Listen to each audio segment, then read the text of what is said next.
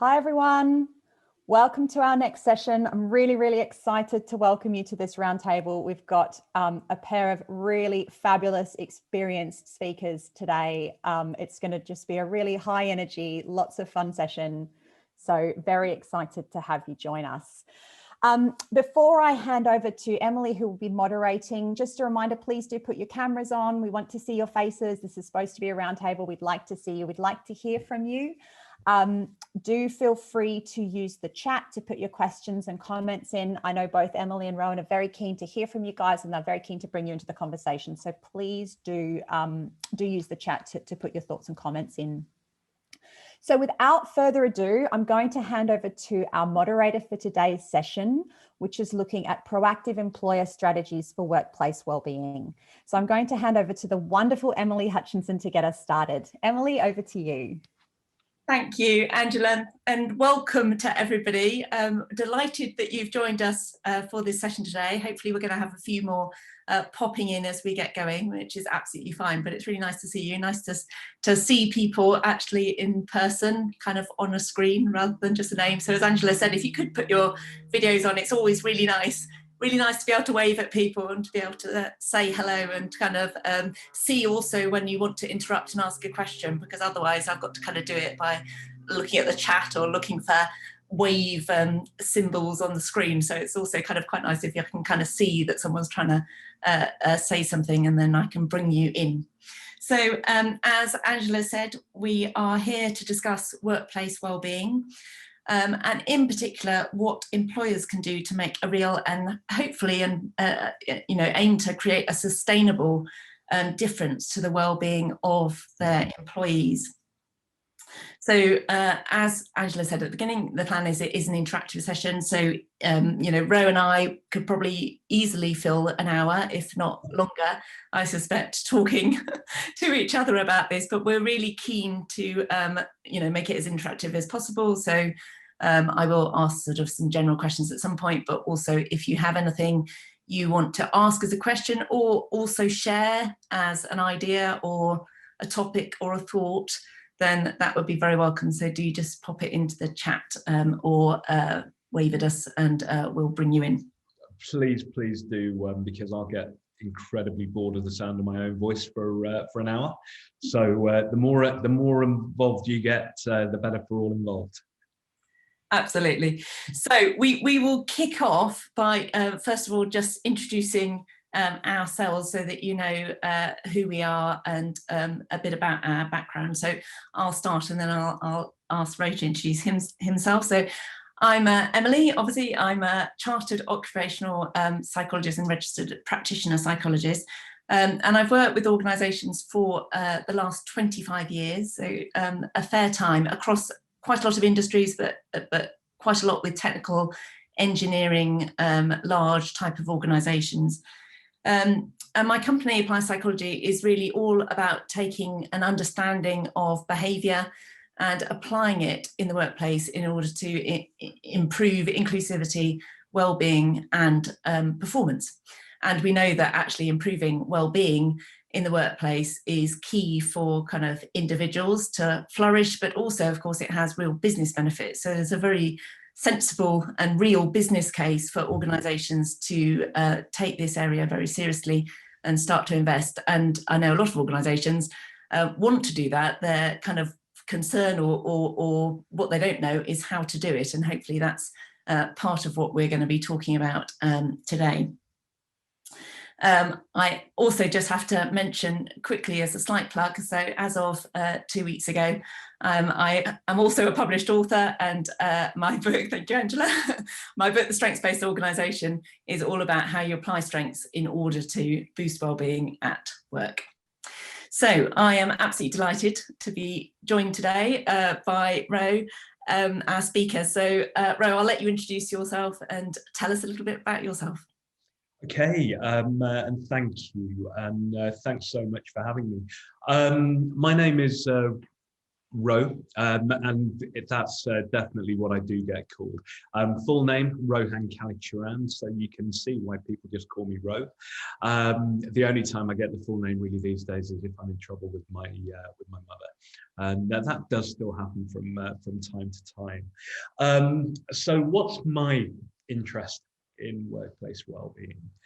I'm an HR director for a high growth tech company, and we have offices in London, Cambridge, and New York.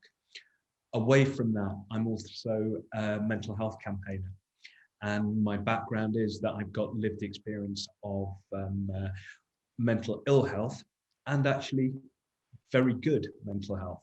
So, I've got a real background in terms of understanding how we've changed in our approach to mental well-being, not just in the workplace, but societally as well.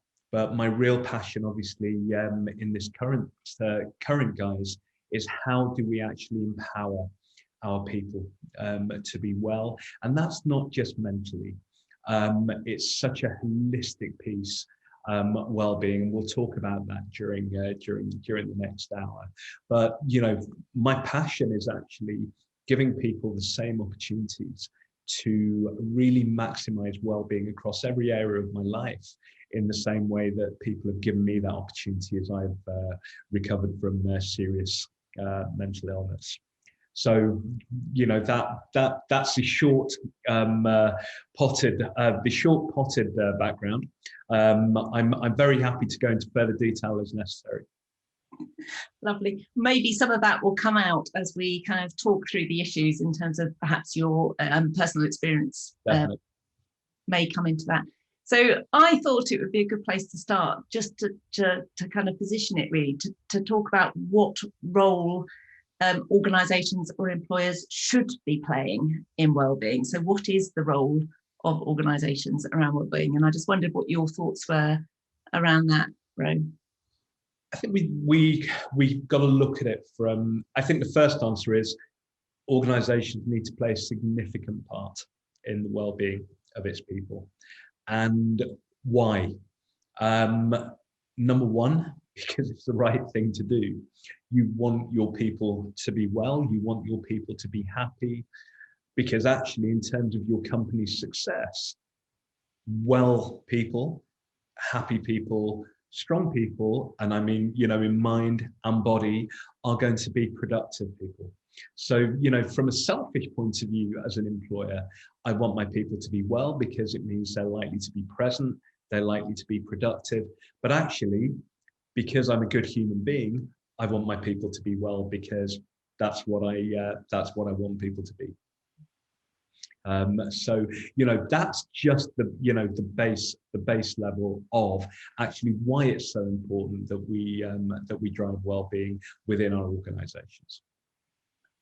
I think that's absolutely true. There is also, of course, there's a kind of a bit of a legal responsibility, isn't there, for employers in terms of the Health and Safety at Work Act, which is actually that all employers have a duty of care. And I think it's interesting because I think, again, probably that's been around for, gosh, I don't know, since the 1980s probably, but perhaps it's been thought of more in terms of kind of very functional provision. Absolutely. Health support, whereas actually now I think we've moved into probably recognising that includes psychological care. Of course it does. What are the adjustments that we need to make? And look, over this last 12 months in particular, well, actually it's closer to 18 months now, isn't it? But over this last 18 months, we've been, really faced with different questions about actually what is our duty of care in terms of ensuring people are actually able to work from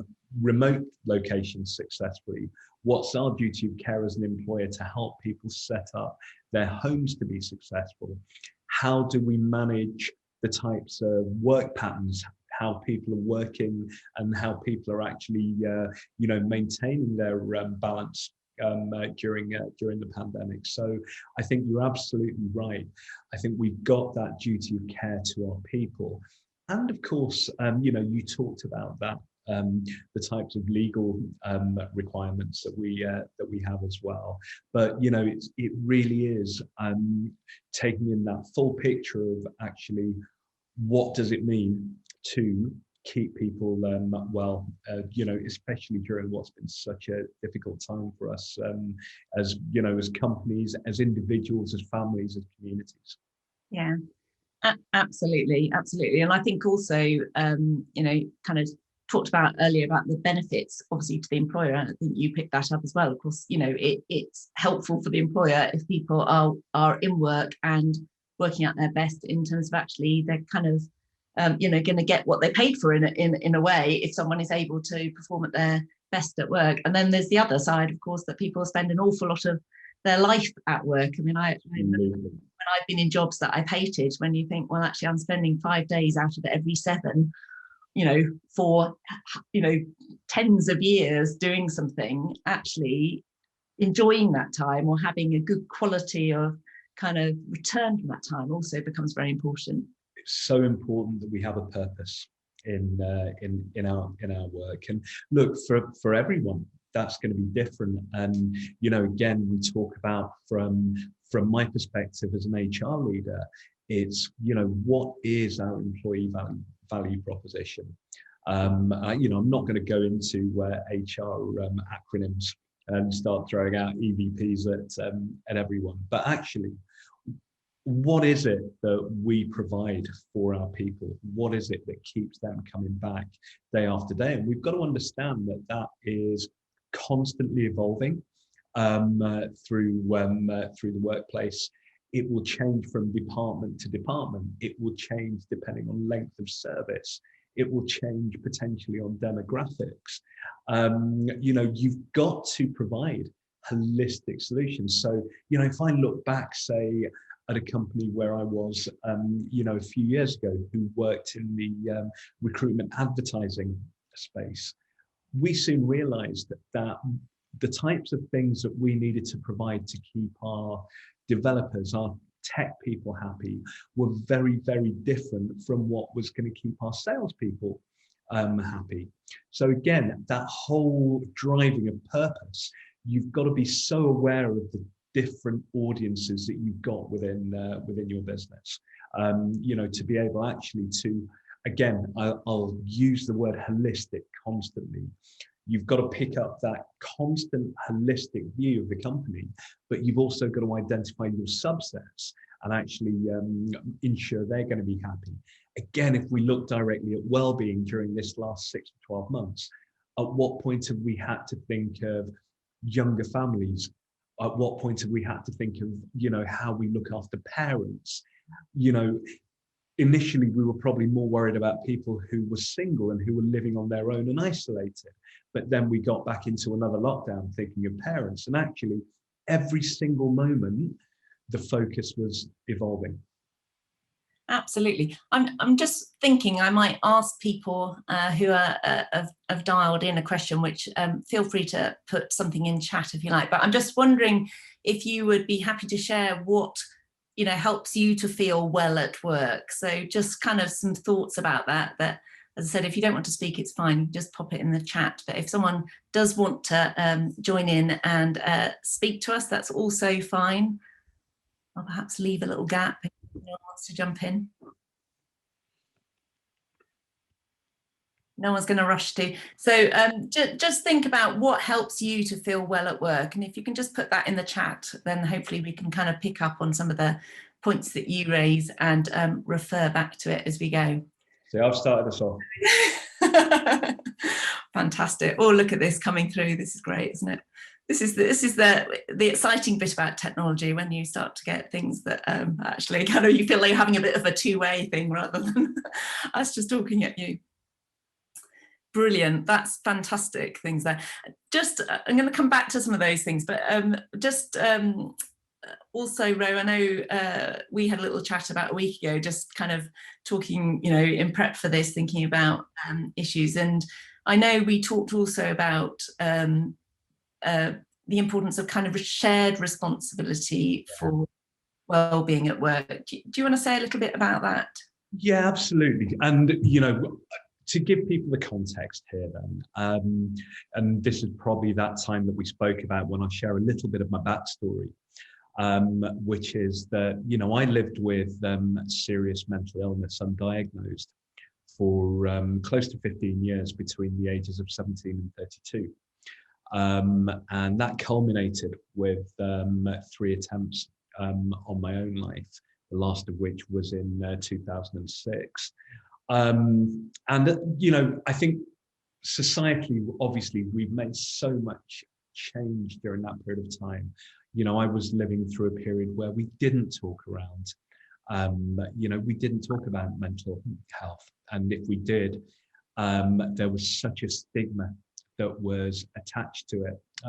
Whereas now, you know, mental health still has challenges in terms of resourcing, in terms of real knowledge. But actually, I think we've done so much to break down the stigma around it.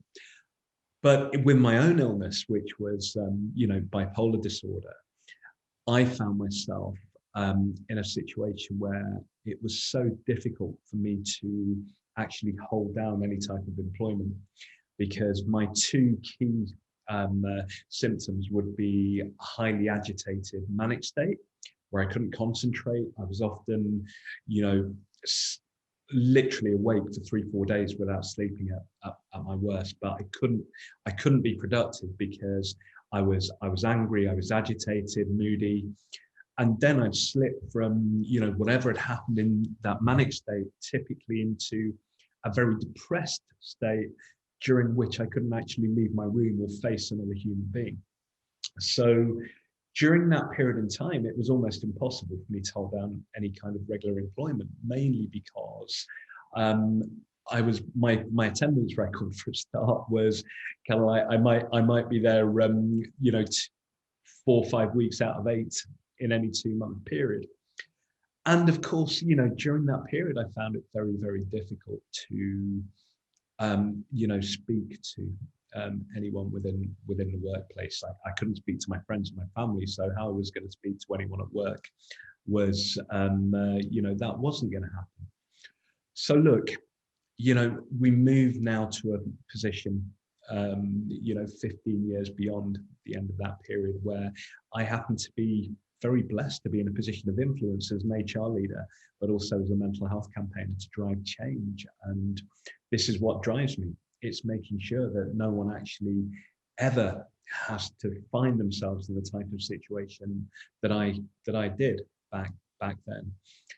And as an employer, what does, you know, what again does that mean that we have to do? From a, you know, from a straightforward point of view, we need to create safe spaces. We need to create environments where people genuinely feel they can be vulnerable. And this is what you alluded to, Emily, the shared ownership and almost the paradox of driving successful mental health strategies within the workplace. And if anyone came on expecting this to be rocket science or highly technological intervention, I'm really, really sorry to disappoint you. This is all about being human. This is all about listening, understanding, empathy, role modeling, being human, doing the right thing. And where it starts is, I can almost think of this triangle. I'm not quite sure how much of me you can see on the screen, but essentially, at the top of that triangle, you have your business leaders, your executive leadership team, okay? They don't own it, but boy, they are really important. We'll get back to them. Then you have HR, comms, your internal strategy, your internal communication team. They actually may hold the key to it because they're the ones who own the communication, run the events, etc. But again, they don't really own it, and we'll come back to them. Then you've got, on this side, you've got all of your colleagues throughout the business. They own it. Your people own your strategy, and you have to empower them to actually be able to do it successfully. So let me explain. It starts with HR, internal comms, your well-being team, depending on the size of your company. Which it might be a micro well-being team of 1, or it might be your HR team of 5. But it starts there with the commitment, right? We are going to drive well-being through this organization. We are going to host events. We are going to put things on the intranet. We're going to make resources available. That's the starting point. And then that goes to your people. It's fine that your people are going to read this material. They're going to see these events. They're going to look and think, great, HR have done stuff around mental health. But they're still at this point going to be scared to speak openly. You have to give them the keys. And that key comes from leadership. And that key comes from leadership being vulnerable enough to role model that vulnerability themselves. And it comes from leadership actually role modeling the right type of behavior of listening and understanding to the pulse of what's happening in business. It's absolutely no good for me as a leader if I turn around and say, hey guys, we did all these mental health events. We want you to be mentally well, but actually I need you to do 50 hours work this week. I'm going to look like a right, yeah, anyway. It's not going to do anything for my reputation as a leader. It's not going to do anything for the well-being of my people, and actually is going to do nothing in terms of their engagement. So this is where that holistic piece works in, and whether it's a triangle or a circle, it doesn't matter. The reality is everybody in the business holds this holistic strategy. The impetus and the content comes from management. The buy-in comes from, the buy-in and the amplification comes from all of your people, but the role modeling and the empowerment has to come from your leaders. I think that's a really good point, Ray. I was just looking quickly on the chat, and actually I can see that Eileen has said about having a good boss being really important to well-being, and I think actually there's some other points in there which probably absolutely do relate to leadership. So things like visibility and recognition, actually, opportunity to take a short break. I mean, in a way, that's feeling that you've got the kind of autonomy or the license to, if you need to. And I think we'll get today towards just some really small practical tips. Yeah, I was thinking we'd come to that at the end, but now I think maybe we should do that now. Do we want to go straight in with that now, or do we want to come back to that at the end? Yeah, let's just jump in. And crikey, let's start with management. Okay, let's start with management actually, because it's really difficult to be a manager when you are managing targets being set to you from above, and then you are managing the well-being and productivity of the group. And it's not easy. So how do we equip managers? Number one, actually, we need to give them the basic tools to be able to, carry out good one-to-ones. And this may sound basic, but, performance management in itself, regular one-to-one cadence, open relationships is going to build that trusted dialogue between manager and report. How do we give and receive feedback? How do we actively listen? Active listening as a manager is such a neglected and important skill. So how do we equip our managers to be able to actively listen to their teams and individuals, to actually be able to understand that when something goes wrong, it's not because that person necessarily isn't trying, or it's not because that person has left the room in the building. To be able to ask the right questions and say, okay, How can I support you? Now, once they ask that question, we may well find out that that person has left the building, or that person really is being incompetent, but actually we're having the right conversations. And actually, more often than not, it's about saying, okay, what do I need to do as a manager to support you to be successful? And then actually, if the issue of well-being comes up, that's when you've got, to equip managers with the right tools. So here, we happen to have a partnership with Mind, the mental health charity, by which we have a number of manager information, manager booklets around how to have difficult conversations around mental well-being, giving them information about different mental health issues that colleagues might experience. And that is number one. We're doing we feel a sense of CSR. We're giving money to a charity which needs it, but they're doing us an even better service by providing our managers with a toolkit. So that manager toolkit of how to have difficult conversations, how to have some knowledge, and how to know when to escalate it to HR, people, team, well-being. So that that's a starting point.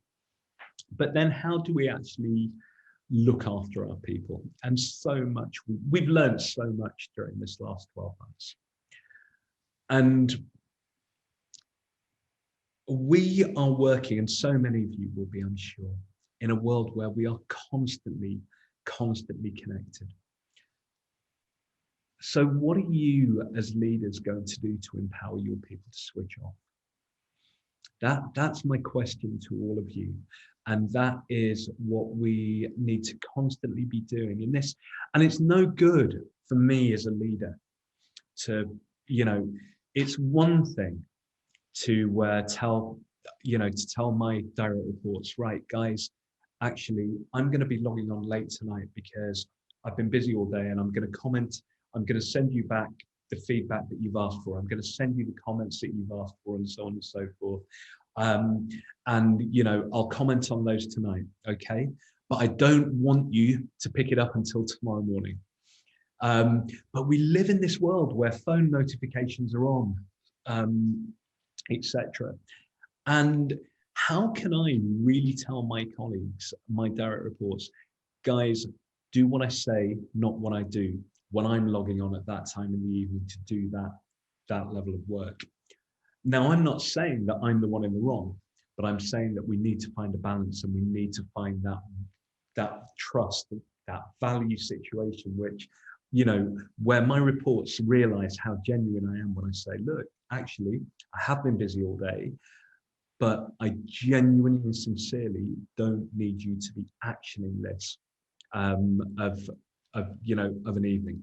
Again, the same would apply to weekends and definitely to holidays. It's so important. And actually, I might allow allow is the wrong word, but if one of my direct reports say, look, I do want to work late the last day before I go on holiday, I typically don't want my team working stupid hours. But if by working those extra hours, it allows them to switch off completely for a week, I've got to trust them to manage their time. In much the same way, I did before having a week off recently. I think I left the office on my last night, probably about 8:30, but that allowed me to be totally disconnected for the next week. Something that Emily knows well, because she tried to contact me and I was totally off grid. So how, these are questions that you have to ask yourselves honestly. How am I managing the workload of my teams? How am I managing the expectations of my teams? How am I managing the switched onness of my teams? And I think that WhatsApp thing is a great point, Drew. I really tried to step away from any type of WhatsApp group with work, because it's so easy, even if you set it up to be a social one, it's so easy to step over step over that line. Just because I'm not sure that everyone will be looking at the chat, so I just wanted to just draw attention to that, because we've got a few comments that have come through actually that would be good to pick up on. Eileen, I want to come back to yours, but Julie and Drew are both talking about kind of this, switching off thing and how you encourage it. So Julie's talked about the French government pushing through regulation about right to disconnect. I think, I don't know if that was linked to the France Telecom case, which I don't know if people are familiar with, but there was a awful case with a number of suicides within an organisation, which was partly about unreasonable demands being placed on people in order to try and help people to leave the company to reduce the numbers. That's kind of the approach that they took. Now, a lot of the directors ended up in prison for that, quite rightly so, and I think that was in France. So I don't know whether they brought that in, interestingly enough. I don't know whether there was a connection between those things. The WhatsApp group, so Drew is saying about the work-based WhatsApp groups can be really difficult because of that boundary, and Ro obviously just commented on that. I absolutely agree. It's kind of slightly intrusive. Of course, we've also got HSBC have just announced that they're doing Zoom-free Friday afternoons, which I think because Citigroup have gone for Zoom-free Friday. HSBC have brought it in a bit to just say, I think it's Friday afternoons, or someone was doing something which was like a once a month Friday when you don't have Zoom, so they can't quite go the whole hog. I just think it's interesting. I think people are obviously, especially in light of what's happened over the last year, they're starting to kind of explore, I guess, and I think there's an element of experimentation with these things. Try it out and see whether it works. And I think it will depend on the type of company that you are.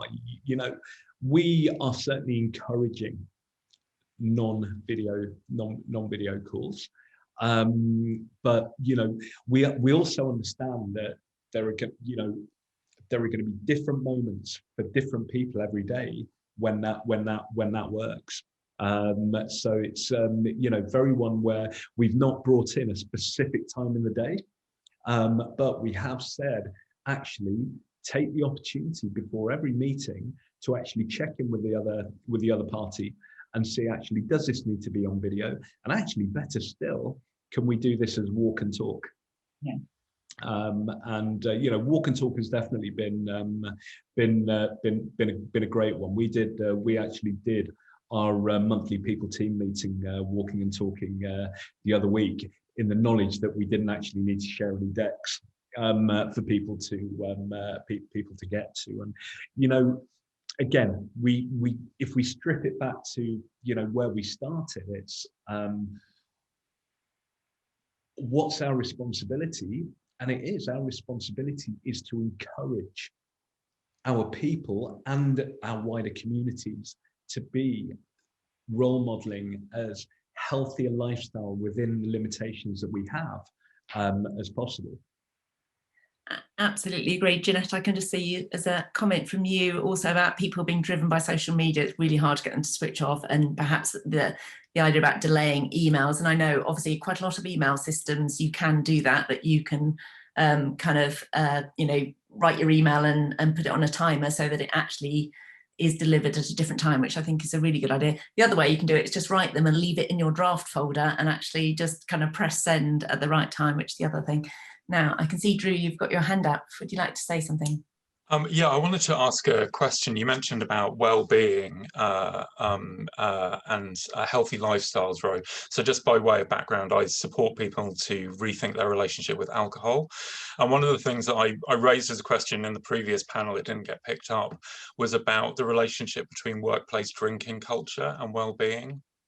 And the extent to which people's use of alcohol might be affecting their mental and physical health, and realizing as well that it's a really difficult discussion to have inside companies. And I just wondered if you had a take on the extent to which workplace drinking culture is seen as an aspect of employee well-being, or whether it should be. I think that's an excellent question, Drew. I'm desperate to jump in, but I'm going to let Ro say something first. No, look, I think it's a terrific question, and if I look at the type of environment that I work in, I can't look at the type of environments I work in, because actually I joined my current employer on the first day of lockdown 1.0, March 23rd, 2020. But if I look at the cliche and the typical, value proposition of the young startup, high growth tech company, where we are constantly talking about town hall events, and so on and so forth. There is absolutely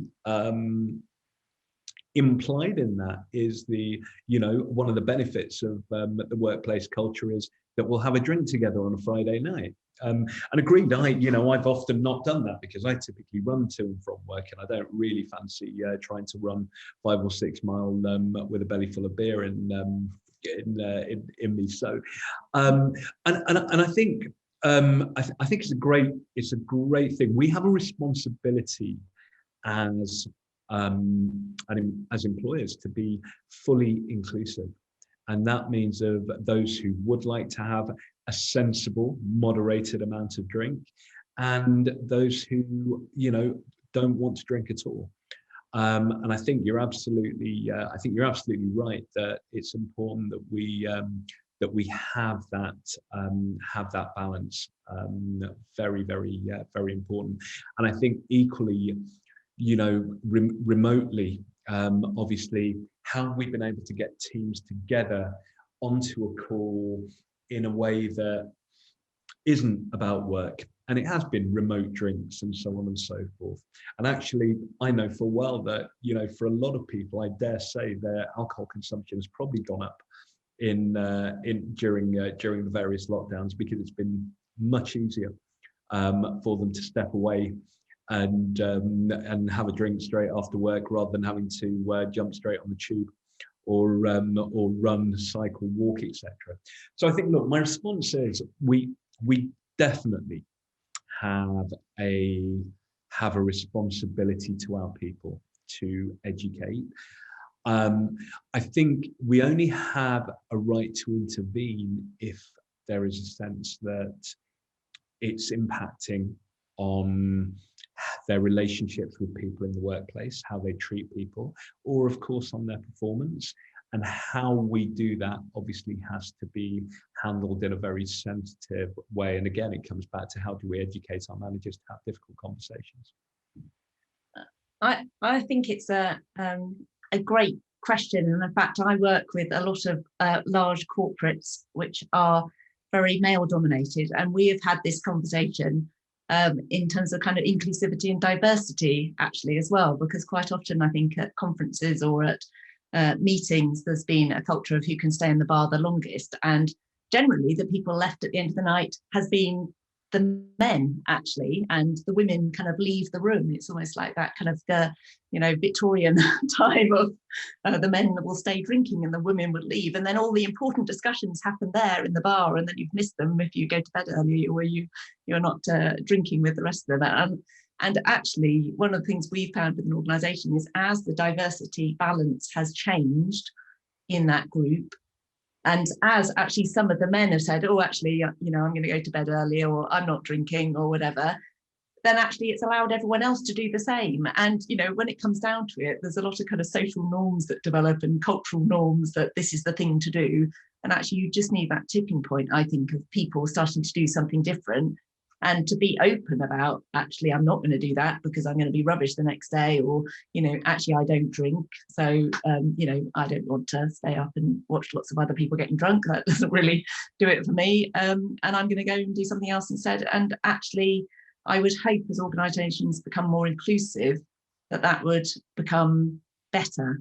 And I think that the health connection with that is absolutely vital. And in fact, I always used to say, it's not very good for them, actually, is it? The amount, especially when in the old days when people might be away several nights a week doing that. I mean, even if they haven't got an issue with alcohol, it's just physically not good for their health, actually. So we shouldn't be condoning it in the workplace. So great question. Ro, I'm just wondering, with that little link, I'm just wondering whether you'd like to say something about the link between kind of physical health and mental health, because that was another topic. Yeah, and again, that word of mine, holistic. and it really, really, really is. If I look back over those, over the first 4 or 5 years, because after that final suicide attempt, when I finally got a diagnosis of bipolar, and bipolar is, it's one of the most lethal in terms of mortality rates of the the kind of like recognized clinical mental illnesses. I'm sure there's a better way of framing that.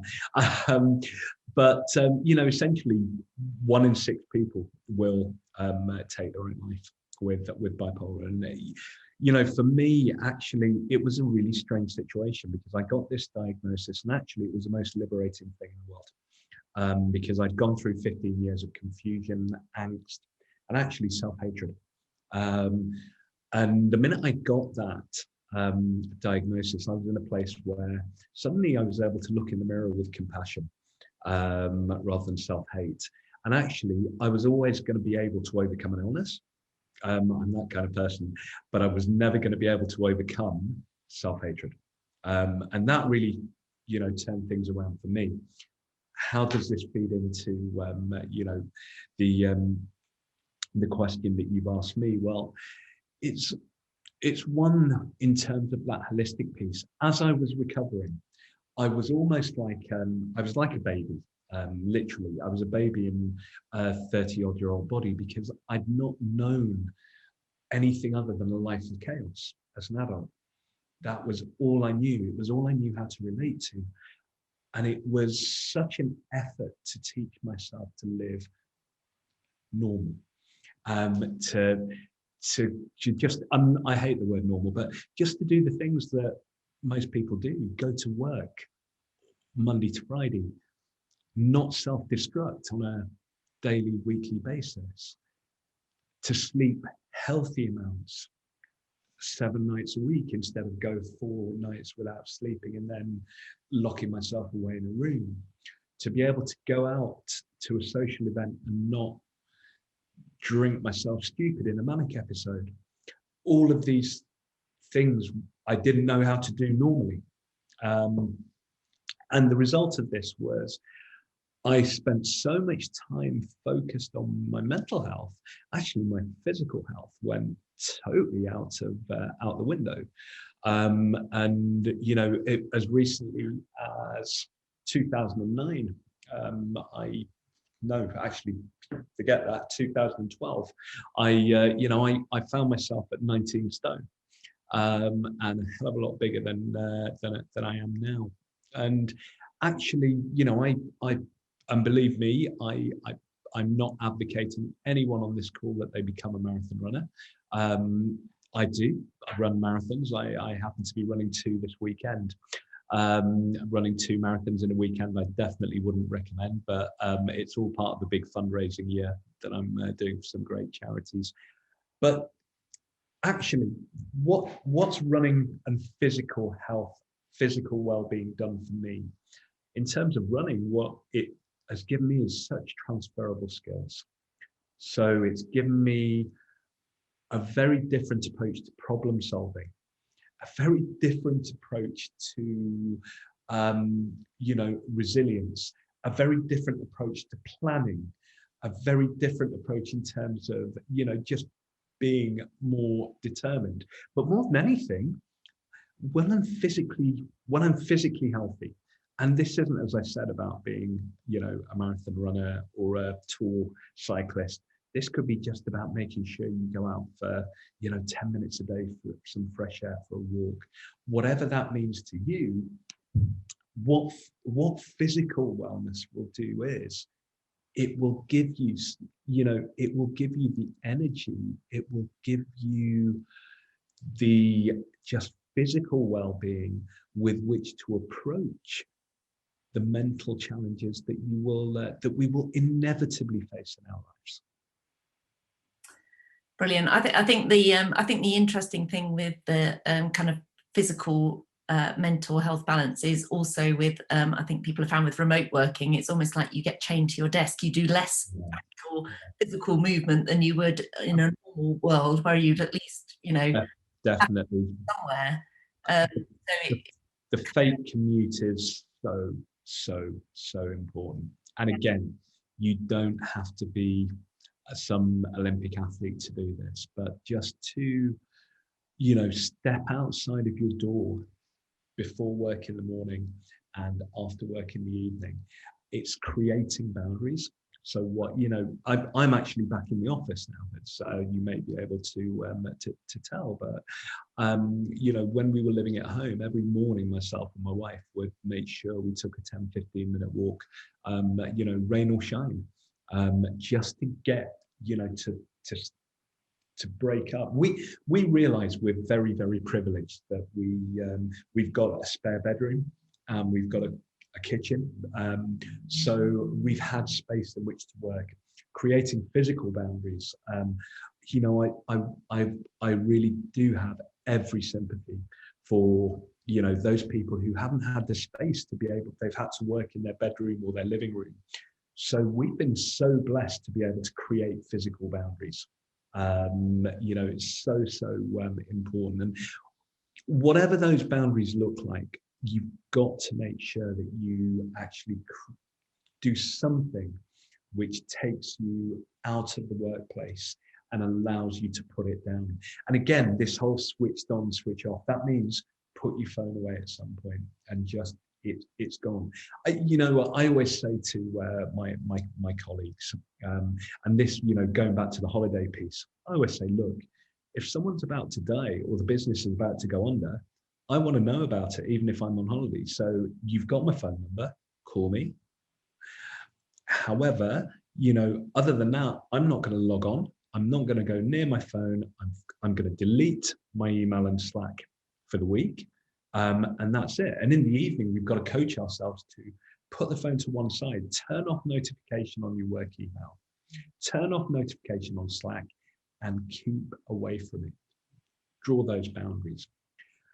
And this will feed in to something else that's really important. And, we're in the wrong time of year for this analogy, but, if I take you back to January of every year, what we will typically have is people who are kind of like, everyone's talking about their 5 a day at that point. Actually, 5's not enough. It's got to be 10 or 11. I want carrots, parsnips, oranges, apples. I want the lot in, my fruit and veg. I can't get enough of it at the start of January. Everyone's queuing up to join the gym, apart from this year, obviously. But, we go through, we go into this, I'm going to do everything for my physical health. Step back and think about you and think about your colleagues, the people in your care. What are you doing? What are your fruit and veg for your mental well-being? What's your 5 a day to be mentally well? And this is where we need to reframe the conversation. We've got to stop talking about mental health, because when we say the word mental health, we immediately revert to thinking about clinical mental illness. Let's start talking about well-being. Let's start talking about mental well-being, physical well-being, well-being holistically. The word well-being doesn't scare people. And actually, as we think about well-being, we are reframing the conversation.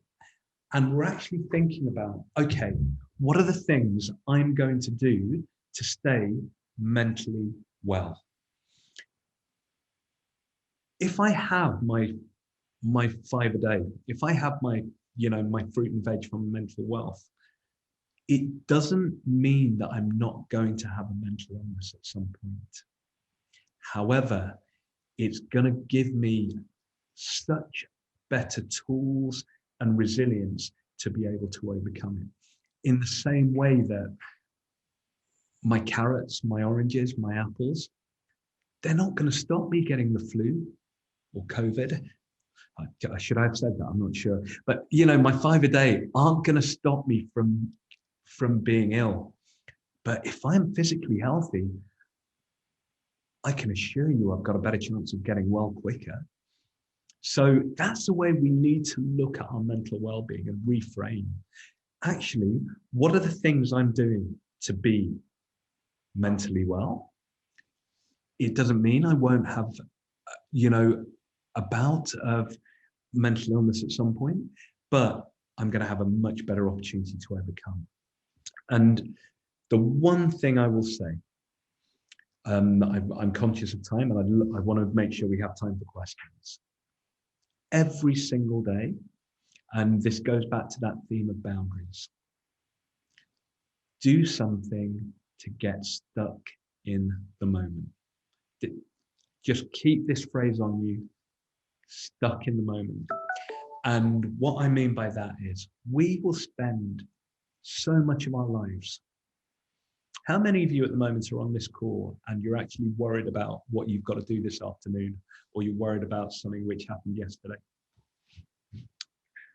We're creating for ourselves a constant state of anxiety because we're constantly with our heads in tomorrow or our minds in yesterday. Stop. Every day, whatever you do, even if it's 5 minutes, you have to find something which allows you to live in that moment. Strip away anxiety of yesterday, strip away worries of tomorrow, live in that moment. And that could be, for me, it's running, as I've already said. But for some of you, it might be reading. It will be catching up with friends. It will be cooking. It may be being a yoga instructor. Whatever that may be, you have to find that thing which allows you to really be mentally healthy, to just strip away all of your worries just for those moments, because believe me, your mind's going to thank you for it.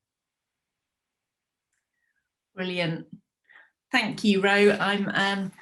I've got a whole load of other stuff that we just haven't got time to talk about, which is really fun, isn't it? And I just want to pick up very quickly, Eileen, a while back you were talking about the challenge of managers having supportive conversations, and I just again, I think go back to Ro alluded to it earlier, but Mind have got some great kind of guidance there, I think, which can be really helpful for managers. And I know a lot of companies have done sent people on the mental health first aider training as well, which does a lot about actually just how to have those conversations, which can give people confidence to be able to do that if they're feeling unsure. So and I think most of the advice is it's quite hard to do harm. The worst harm you can do is by not having the conversation. So I think there's a general bit of advice, which is if in doubt, have a conversation.